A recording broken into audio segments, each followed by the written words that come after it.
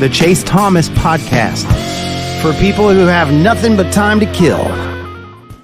All right, we're back here on the Chase Thomas Podcast, where I'm now joined by one of my favorites, GoVols247's Patrick Brown. Patrick, I'm going to have to tell you, you're going to have to pause your roster depth chart pieces, analyzing where things stand right now, because it's just ever-changing. And just when you think you have a handle on what the position breakdown is going to be for Tennessee football, it just...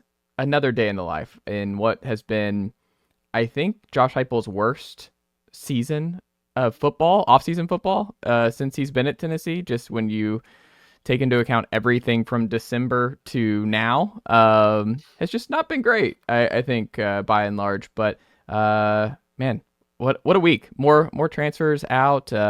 Still haven't got anyone in yet, really, in terms of where they're gonna go. At D tackle, wide receiver, a couple people coming in this weekend. We'll see where that goes. But man, how tired are you of trying to keep track of where things stand with this roster right now? I mean, it's been a really busy spring portal window, which it hasn't been at Tennessee. Yeah, the last 2 years, right? They haven't even taken anybody, and then last year I think they had just 2 scholarship guys leave. And if Jakobe Thomas follows through and formally goes in the portal, then that's 6, including your starting quarterback. That's the big one. And then, Jakobe Thomas is, right now he's projected to start at safety this season. And then Larry Johnson was going to be, at worst, you're probably number 3 tackle. So, and then, there's some other guys too that have left. But yeah, as we're recording this, it's the last day of the portal window. So it's the last day people, guys can enter. Now there's obviously a little bit of lag time if somebody puts their stuff in late, as we kind of saw in the winter window with some last minute stuff, which, as you touched on it's been sort of certainly the most drama filled off season of Josh Heupel's tenure. And I mean, the juju has not been great. I mean, you consider some of the stuff that went on back then, the injuries to Jermon McCoy and Miles Kitzelman. And now some of obviously the Nico thing is the biggest deal. But it's not slowing down. They've got to sort of find some pieces at defensive tackle, at wide receiver. You have to wonder if safety is going to become a priority. I think it almost has to if Jakobe Thomas does end up leaving. So the staff is having to make sure they get the job done in terms of bringing guys in and seeing if they can fill out the roster. Yeah, the Jakobe stuff is weird to me, because I will say, I think people who locked in Jakobe as a starting safety here on April 25th, I don't know if I necessarily agree with that, because I do think Idris Farouk is someone that the staff likes and someone who was going to push Jakobe. And because you also kind of rotated a pretty healthy amount that spot for the first time in the Banks era. Because remember, it was McCullough and Trey Flowers a bunch, and then it was McCullough and Wesley Walker a bunch, and Tamarion McDonald. Like, they all were just playing a crazy amount of snaps. And part of it was because they were older, but part of it was you just didn't have the kind of talent. Now you've kind of recruited pretty well there, and you have guys who, I mean, part of, I guess my question too is, like, Caleb Beasley gets moved to safety this spring. Like, we don't really know how the staff feels about him, and like, what if he had a really strong spring in their estimation? They're like, we feel okay with Caleb Beasley getting some snaps there, potentially. I do think with Slaughter, Charles, and Jakobe all in the portal here, I don't know if you feel the same, but my gut is one of them's back. I just think that's so much turnover where, like, that opens up some opportunity. And Jakobe, to me, feels like the more obvious one, but I also just wasn't sure he was going to be good enough in coverage to be a guy who Tim Banks plays a just crazy amount of snaps like he had some of those previous guys, because I just don't think he's an NFL guy, kind of like Jalen McCullough and previous guys back there. And I think Idris Farouk is coming on he's a good 2025 bet to see a huge jump in playing time. And obviously you got it locked down with Andre Turrentine, but I don't know. Where are you at with the safety spot? And do you expect that all 3 actually are gone? I do think Slaughter and Charles will probably move on. I think Charles is reportedly visiting Virginia. Our Virginia side had reported that they were either working on a visit or getting him there. I think they mentioned another team. I don't want to say it in case I get it wrong. I don't want to be wrong, but those moves made sense, right? I mean, I thought John Slaughter was going to go in the winter window because he hadn't played a whole lot on defense. Obviously, a lot of players from that class that weren't playing a whole lot moved on at the sort of the midway point of their careers. But he was never really an issue or anything. So he gave it another spring to see, and then decided that was best for him. For Charles, his biggest thing has always been injuries. So wherever he is, he's got to stay healthy. And certainly he played through a shoulder injury last year for pretty much all of the season. So really tough kid, a really nice kid. You hope wherever he goes, it works out well for him. But he's probably thinking, hey, I've got to make the most of this year. I need to be on the field a lot. And as you mentioned, they rotated a lot at safety last season. And I've been under the suspicion this offseason that Tennessee philosophically is like, okay, we're going to play guys. We're going to rotate on defense. And that's why you saw them sort of kick around, bringing in another portal guy at linebacker, even though they just brought in 3 freshmen, 2 of them really talented. And we should throw in Brendan Ains had a nice spring too, because he was the one out there. So that, I think they were going to keep rolling with maybe 3 and 4 guys at safety. So if you're Charles, you're like, I need to be on the field more. That would make sense to maybe try to go somewhere else. Jakobe is the one that doesn't really make a lot of sense on the surface, but yeah, clearly I think if he thinks he's going to be a starting safety, he also may want to be paid like a starting safety. And that's just sort of the reality of college football in the NIL era. So I do think Farouk was already a big winner here, and I would throw in Caleb Beasley. We actually heard he had a really good spring. They're really encouraged by him. I think he could be the number 2 star, which is an important position if Boo Carter is going to be playing. We'll see how much offense he plays. If they're, he might be their backup slot at this point. If he's going to be a full 2-way guy, I don't see that, but I think he could end up in something more than just a sort of a change up jet sweep kind of role. So if he's playing a lot of snaps, you're going to need to maybe give him an extra breather or 2 on defense. So you want to feel good about that number 2 guy. And I think Caleb Beasley took some steps there. And it's funny with him because when spring started and the move was on, it was like, well, don't you have a big need at cornerback, right? Your best guy's down. You don't have a lot of depth behind Ricky Gibson, who was, had just said he was going to go in the portal too. And didn't have a lot behind him and Jalen McMurray. So why are you moving a guy? And then I think the move is sort of worked out so far, you have to say, given that I think he's positioned himself to have maybe a bigger role than he was going to have had he stayed at corner. So of those 3, I think there's still a possibility that Jakobe Thomas could be back. It's sort of a weird one because, a week ago on Instagram, he's like, oh, I'm so blessed to be where I'm at. And he's obviously talked a lot in the past about how much he's cherished playing at Tennessee. He didn't necessarily, he kind of grew up a little bit in Starkville, which is where he's from, but he also moved to Tullahoma, which is south of Nashville there for, I can't remember how old he was, maybe mid to late childhood and immediately adopted Tennessee. So he obviously has relished at the chance to play this program, which makes it kind of puzzling that he would hop in the portal or say that he's hopping in the portal the day before the portal window closes. But we'll have to see how it plays out. We'll have to see what his market is. Obviously, I think that's going to be a big factor, but if there's one of them back, I would say it's probably him, but we'll have to see how it plays out. That one feels like a Mike Matthews type deal on the opposite side, where it's just like there's going to be some buzz. It kind of caught everybody by surprise. And then it's just like, I'm planning to enter, and we'll see if Tennessee is able to secure some kind of deal or something like that to just prevent that from happening. Because we'll see how much leverage, and we'll also see how much Tennessee really values Jakobe, right? And where they think they're at safety with the young guys. Because that was part of I think what you're seeing here, and I wonder if this is Tennessee's thinking a little bit too, Patrick, is that so your win total over under goes to 8.5 without Nico. We talked about just a tumultuous offseason here for Heupel's team. They brought in a great freshman class. There's a lot of dudes, and particularly in the secondary. They brought in Ty Redmond, Dylan Lewis. They have Timothy Merritt. They have Sidney Walton. They brought in a lot of guys in the secondary. So there's kind of an overall. So that's why you expect guys like Christian Charles or John Slaughter, because it's just they're kind of getting recruited over. And it's just kind of okay, if you're only going to play special teams, we can play these freshmen on special teams. And if Slaughter's not going to factor in the safety rotation, then it doesn't really make much sense at that point, just with roster allocation, resources and stuff. But I look at it and I'm like, I wonder if there's part of obviously this is not going to be said publicly, But I do kind of wonder, because you're just kind of where you're at quarterback, you're breaking in an entire new starting group of wide receivers. Ethan Davis is now looking like he's going to play a gigantic role for the first time at Tennessee. You're breaking in potentially a new starting running back, post Sampson and Peyton Lewis. You're breaking in a lot of new faces in the interior on the defensive line. You're breaking in potentially multiple new linebackers. And you see where I'm going with this, where I'm like, I wonder, this kind of leads into my raising an eyebrow question of I think they're just going super young, and this is kind of going to be more of a rebuild than I think we anticipated coming into the offseason. They just made the CFP, with Nico back and everything else, they're going to try and keep this thing humming and get back with a good schedule next year.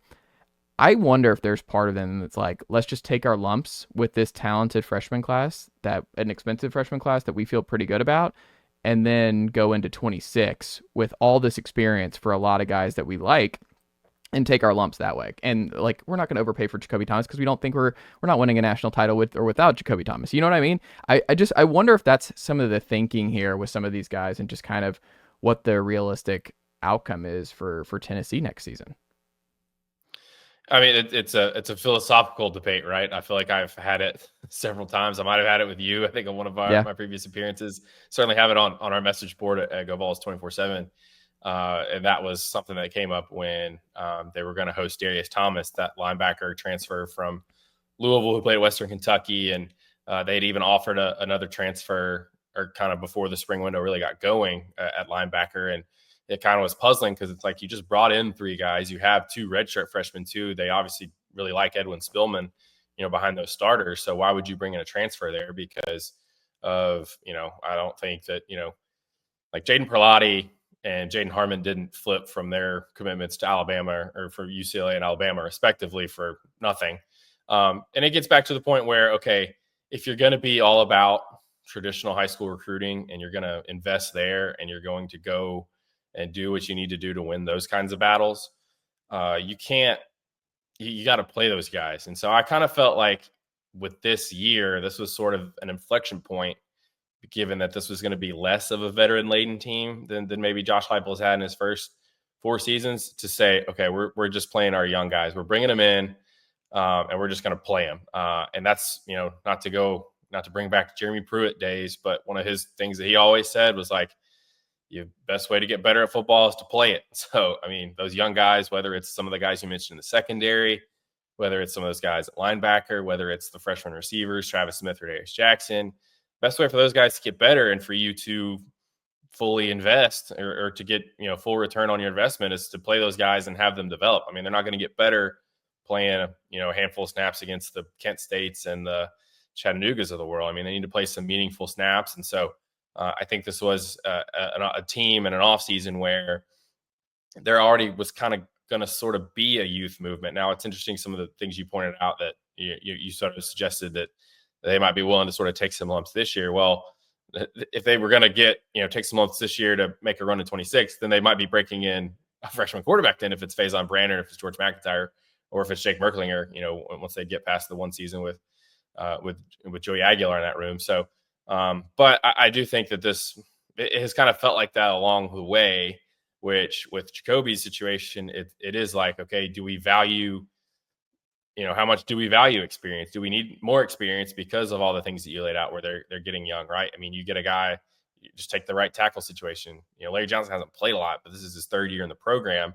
Now, instead of having him there, potentially you're going to have Sanders there, who's a freshman. So, and we kind of saw this with some guys, right? I mean, there's been a couple of older guys, maybe more established guys, Samir McDonald. I think you probably throw Squirrel White in this conversation as well. Guys that have played, and then maybe they've wanted a certain amount of value or a certain amount of money, a certain deal. And Tennessee said, we just don't value that. We don't, there's a difference in valuation, so to speak. So we'll see if that's the situation here. I think that could depend on, what kind of market and what kind of leverage, Jakobe Thomas ends up having, because, safety is not a huge position in the portal. I mean, if you go look at the 24/7 Sports rankings at the position, there's only maybe about a dozen guys that are 4-star transfers. And that's not to say that, some high 3 stars can't be difference makers or can't be starters for you, but it's just, what is his market going to look like? Because as we saw with Nico, his market, for not just the timing of it, but also everything that went on, it was not a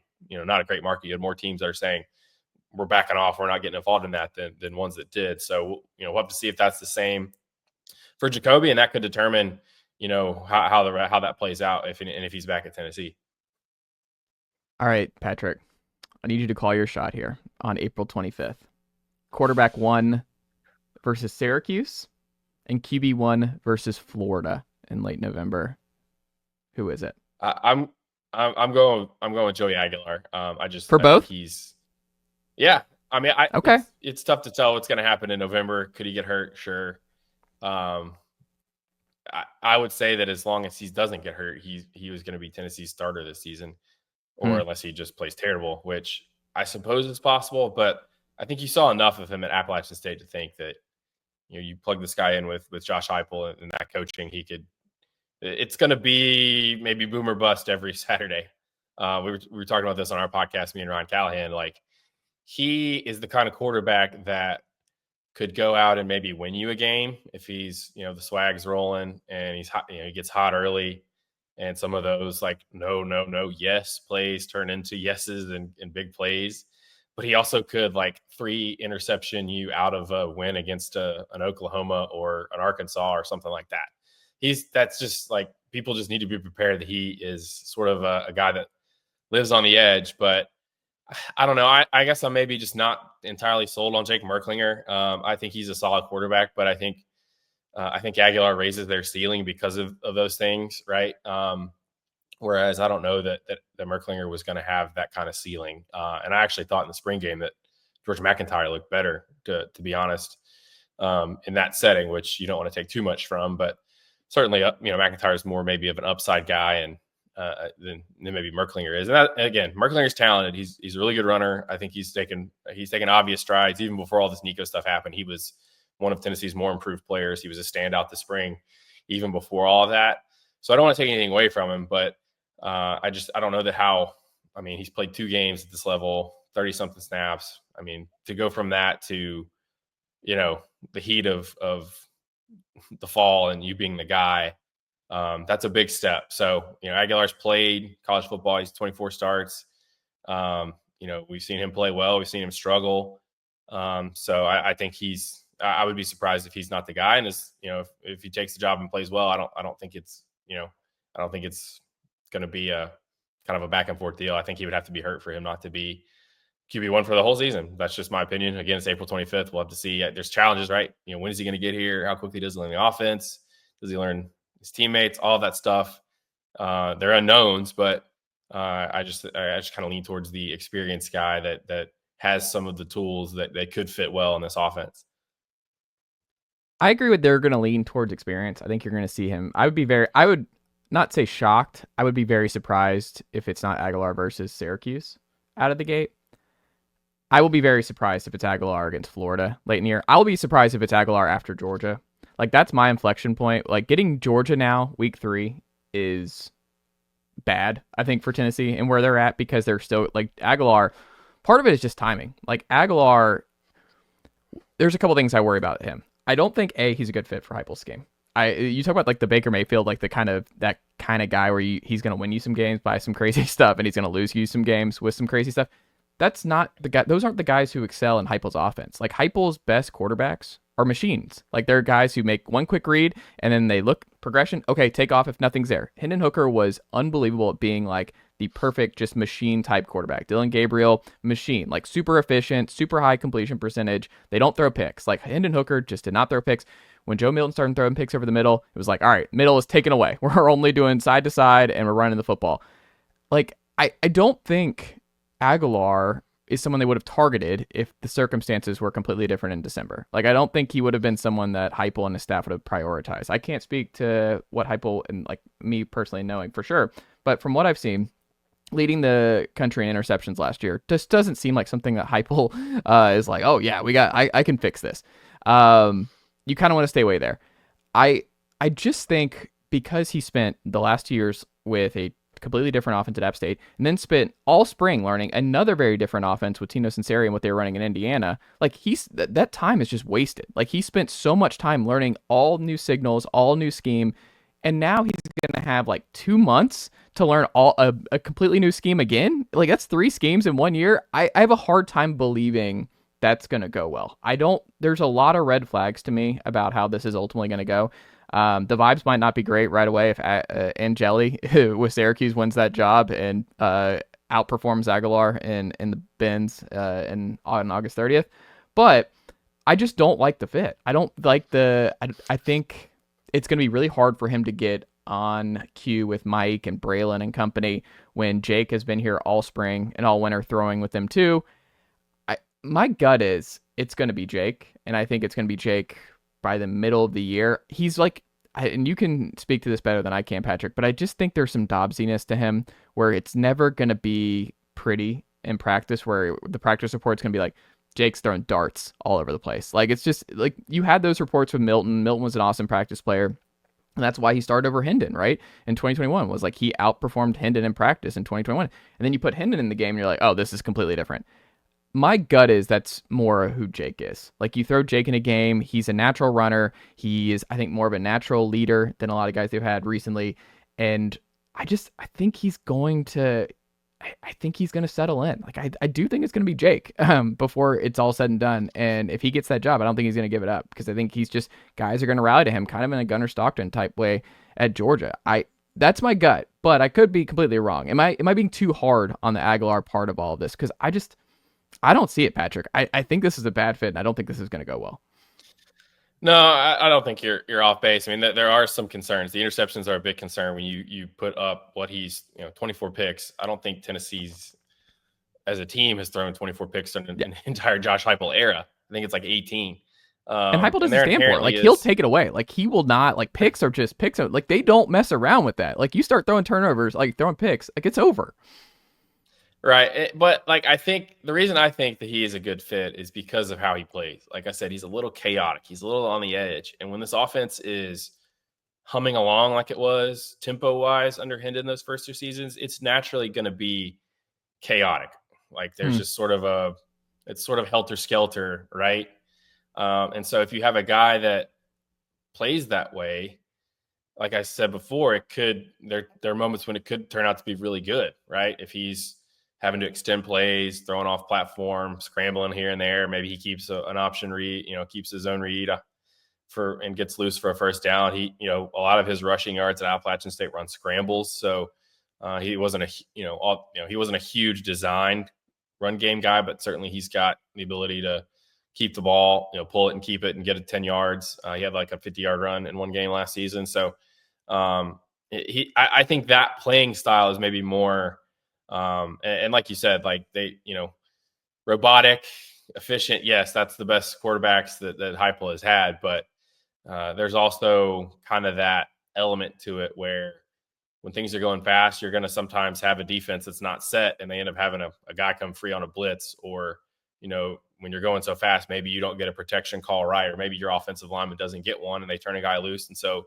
you got to make something out of nothing. That's where Hendon Hooker was so good. And that's where a guy like Aguilar, I think, has that ability to sort of Houdini his way out of trouble and make a throw. So we've seen it, saw it in bits and pieces at Appalachian State. And I do think the clash of like, okay, this guy throws a lot of interceptions versus, Heupel's quarterbacks have not thrown hardly any interceptions. I think that's going to be an interesting clash. But and there are challenges, right? I mean, whether he gets here mid to late May or, UCLA semester doesn't end until June. I'm not about to try to explain how a guy can be taking online classes at one school and this is what I'm saying. Like we're overlooking this, Patrick. It's blowing my mind. Like I'm reading this, I'm like, how is he taking classes at both? I didn't know that was legal. I didn't know you could do that. I'm not smart enough to explain that, so I'm not going to try. But yeah, he's going to have to try to squeeze a full offseason into 2 months. It's going to, with no spring practice. And yeah, I don't think Tennessee would have gone after him in Aguilar. This is obviously, and I've said this is obviously the best of a bad situation. Some of the guys that they tried to get, but didn't really get any traction with, that were more proven guys, is probably who they could have pulled in December had all this gone down then. So that obviously, I think when they tried with some Power 4 sitting guys, I'm not going to name any names because it's kind of over now, but they tried with a handful of guys and really, from what I was told, didn't hardly get anywhere. And so when this situation presented itself, they moved pretty quickly on it. I don't think they liked Angeli. They just maybe weren't enamored enough, because that one would have made a lot of sense, right? If you couldn't get a power forward guy, you needed to get somebody that was in a battle somewhere that maybe didn't feel like they were going to win the job. And, they would look at Tennessee and say, I have a better chance of winning this one, even with, no spring practice. So a guy like him would have made sense, but I don't think they really ever pursued him that hard. And now they're going to, get to play him, which is an interesting twist. And there was a chip on your shoulder situation there in Atlanta. Right. If like the guy that, y'all didn't think I was good enough and you went up to, oh my goodness. Yeah. That's the most Tennessee thing of all time. Right. But I mean, Syracuse, they lost a lot from last season. So, they're kind of a mystery too. And they seem to have had a lot of ins and outs in this spring window as well. So, they had to make the best of a bad situation. I just feel like I've always kind of thought in 26 it was going to come down to Faison and McIntyre. So I don't know if that maybe I shouldn't discount Merklinger as much as maybe I am. Certainly you're not, and there's a lot of people that aren't. And to your point about him throwing darts in practice, I think he was doing a lot of that this spring from what we heard. Well, I'm just saying, like, the arm talent. Like, everyone talked about Georgia's arm talent. Like, you saw it in the spring. It's just like the arm talent part of it is like you just see it with Nico, you see it with Joe, you see it with George, you'll see it with Faison. I just don't think Merk will ever be in that conversation, which is okay. He's not, and neither is Aguilar, but they're good enough to make the throws that you need to make in this offense. And then you factor this, that the 4 new offensive starters on the offensive line, all new wide receivers, like, no Dylan Sampson. It's a total mystery. So, who knows how it's going to turn out? It could have turned out really well. I still think ultimately they'll be good enough on defense to be that the floor is 8 wins. But you think the floor is 8 wins? Again, we'll have to see. Mississippi State's bad. Yeah. Syracuse has got a lot of new players. Look, to me, the ceiling was always 9-3, and they could have had Pat Mahomes at quarterback, because they haven't beaten Georgia since 8 years. And they haven't won in Gainesville or Tuscaloosa since I was in high school. So it's been a long time since they've left that stadium with the win or even played well in either of those two stadiums. So it was just the hold on. They've played well in Tuscaloosa the last 2 times. I mean, Tennessee beats Bama 2 years ago in Tuscaloosa if they have one more touchdown instead of a field goal in the red zone. And they're up 3 scores going into the half. I think they win that game. I think they just not being able to close one of those trips to the red zone, I think, was the difference between them winning. Because I think you come out, like, it's just a different vibe. And I think because Alabama was like, we're just one quick score away from being right back in this. And obviously 2 plays and they're back in it with some bombs. And it's like, I don't know. They played well in Tuscaloosa. But that's, I mean, I guess the Gainesville is much more the house of horrors. Gainesville is like the one I just got to fully see it. Like, it's just, I don't know. Like, that's the one where, like, the urban quote where you're like, what are we talking about? Like, it doesn't matter if it's Nico, whoever. Like, Tennessee, like, it hasn't mattered. Like, if we're throwing the Nico conversation as to why Tennessee's not going to win in Gainesville this year, like, what are we doing? Like, that's not, all right, sure. Well, that losing streak to Alabama made sense, right? Because they were top of the top.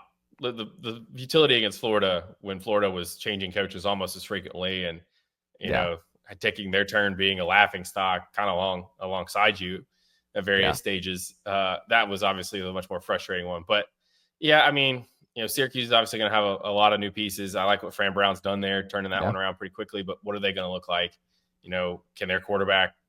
Sounds like they had settled on a guy in the spring, and now they bring in another guy. How's that going to play out? They're obviously losing. Their running back is gone. He was a great player. The receivers that catching all those Kyle McCord passes, that room's been cleared out. Mississippi State, I still think, is going to have probably one of the worst rosters in the SEC. Vanderbilt. But if Shapen's healthy, Levy knows Heupel. Like, that's the one. If you circle where you have to squint, where like, which is the stink bomb on the road where you're like, you can't explain it, and it's just that was Arkansas. A lot of people discounted Arkansas last year going into Fayetteville, and if Mississippi State's a little bit improved and Shapen's healthy, I mean, I don't know. I wouldn't predict. I don't think it's as much more of a just a casual or like casualty situation for Tennessee like it was for Arkansas last year. But I mean, it's something you can't discount. You can't discount Heupel on the road in the SEC. True. But at the same point, like, a couple of those maybe friskier games in Arkansas that beat you last year, That's at home. Oklahoma's the team that's the biggest wild card, I think, on the schedule because they made a lot of changes. They've hit the portal really hard. If John Mateer works out, that game becomes a lot harder. But will it? I mean, there's a lot of new things that they're looking to coalesce in 1 year. That will it? And I can't. That game's what, early November now. Have they been beaten down by the SEC again at that point? You just don't know. So, I look at the teams on the schedule and it's like, even if Tennessee's okay, like I've kind of pivoted. I thought when Heupel was higher that like they would be an 8-4 team kind of perennially. Now I think what I've seen them do over the past couple of seasons, I think I think they're always going to be good enough to beat the similar or worse teams. And it's just a question of how many per year of the, whether you want to say the Alabamas, the Georgias of the world, if you want to throw Florida in there because it's a rivalry game, if they can get, 1 or 2 of those and, but again, like you said, they've had sort of the head scratchers every year, right? I don't know that, you had the South Carolina one in 22, Missouri in 23. Missouri was good. So I would say Florida in 23 was more the head scratcher. You go into Mizzou, you knew you were kind of Mizzou was good. Like Mizzou went to Athens and gave Georgia a game. Like that Mizzou team in 23 was for real. 24 was fraudulent. Again, maybe I just discount the Florida one because, man, I've just seen so many times in that stadium where Tennessee just craps down its leg. I mean, that was just horrific. The Florida one was just brutal. That Florida team was not good. And then Arkansas last year, obviously. So, I mean, they do have a clunker every year, so you have to account for that. But, I mean, there's just so many question marks. And there were going to be question marks with the offense even if Nico was back. And I think the hypothetical that, we're going to hear so many who won the trade conversations, it's going to be ad nauseum over the next several months. We're never really going to know because we're never going to know what Nico was going to be like as a second-year starter here. What was that going to look like? He could go to UCLA and continue to kind of be so-so. And I would probably say, if I was betting right now, I would say that's probably what's going to happen, right? New offense, new team, lesser talent, lesser programming in the Big Ten. I kind of crap on it a lot, but, they've got to play Ohio State, Penn State. They've got to play Utah, so I could see him going there and sort of being more of the same. And people will say, Tennessee doesn't miss it. Well, we don't know what he was going to do in this offense. Maybe continuity, maybe a third year in this program, maybe being around some of those younger receivers that maybe he knows a little bit better. I don't know. We'll just never know. And just like, that's sort of the trade, who won it kind of deal. We'll just, I don't think we'll ever know, but I don't like the trade aspect because Tennessee wouldn't have made this trade. Like that's the problem with all of this. It's like this is not the problem with calling it a trade is that you're implying that this is something Tennessee would have agreed to if that was the parameters. Like they're not doing this trade. Like under any circumstances, just 1-for-1. That's not happening under any normal circumstances. Right, and could Aguilar be a hit? Could Mike Matthews be a dude? Could Braylon Staley kind of be the next guy in the slot? Deshaun Bishop. Can he, that it's going to be a committee in the backfield. There's Could things Luke Carter be one of the 10 best players in college football this year? Right. I mean, there's so many things that like could happen that aren't, far-fetched that would be good for Tennessee, but like, are all of them going to happen? It's tough to know. I think, again, I think this is going to have to be a team where the defense, which there should be too much of a drop-off there with what they have. If you're able to stay pretty good on that side of the ball, you should be in a lot of games and maybe be good enough, like I said, to win some of those games against comparable or lesser teams. But, is that going to be good enough for you to beat Georgia in week 3, to win at Alabama, to win at Florida? If an Oklahoma, go back to 23, nobody thought Missouri was going to make that big of a jump. Maybe there's a team like that this year that makes a big jump that we don't expect. And, that becomes a tougher game. We just don't know. It's April 25th. There's just so many unknowns. And even if Nico had stayed, there was going to be some unknowns, particularly on the offensive side of the ball. So now you just throw the big quarterback one in there. And we just don't know. I think a lot of national people will probably discount Tennessee. And, it makes sense because, like I said, you'd have to lay out like, okay, they need this, this, and this to happen. Are all those things going to happen for them to be at a playoff level? what are the Yeah, odds? because I last don't year know. it was just the secondary. Like you just needed the secondary to be better with the amount of transition from guys into the portal, and it was. And you're like, okay, awesome, that worked. Like you said, it's just a lot, man. They need the tackles to be a lot better. They need Ethan Davis to hit. They need Patrick Lewis or Peyton Lewis to be ready to go. They need Deshaun Bishop to stay healthy for a full year. They need Mike Matthews and or Braylon Staley to have a star breakout role. They need Chris Brazzell to be able to play 60 snaps a game. It looks like they need, like, you just go up and down the list. You need Jordan Ross to take a step in a significant way, because Joshua Joseph's not. I don't think he's gonna be a big sack guy. I think he's good, but I don't think. You're going to need Jordan Ross on the opposite side in the Rabbits package this year for that defensive line to get back to what they were 2 years ago. You need Jermod to be completely healthy coming back from a torn ACL. Like, that's just, we have no idea. We're just penciling him in. It's like, Jermod's got to be ready to go. Like, if he's ready to go and you're fine, then that helps a lot. The one I think is most likely, and we'll get out of here, is I do think Boo is going to be one of the best players in college football. Like, I think him on punt returns is going to be electric for a full year. Him playing both ways, I just think he's going to be a big story. Like, Boo Carter, I think, is Tennessee's best player, and I think he's going to be the best player for this year, next year. And he could be a big difference maker on defensive line that needs guys off the edge who are going to help put, like, where in those big games against Georgia and Ohio State, where it's like, Boo, if he's really mastered the star spot because they move him around so much and that position is so valuable, man, if he's able to stay healthy and build off that, I just think he's going to be a turnover producing machine and just someone who gives opposing quarterbacks all kinds of headaches, because they have to account for where Boo Carter is at all times. He's the best athlete on the team. I think he's certainly one of those guys. I think you're a little bit higher on than I am, but certainly join me, Patrick. We have to have some optimism here, as Tennessee fans are like, goodness gracious, should we play the season? I mean, like I said, the juju this offseason has not been great. No. So if anybody's super negative, I'm like, I can't really blame you.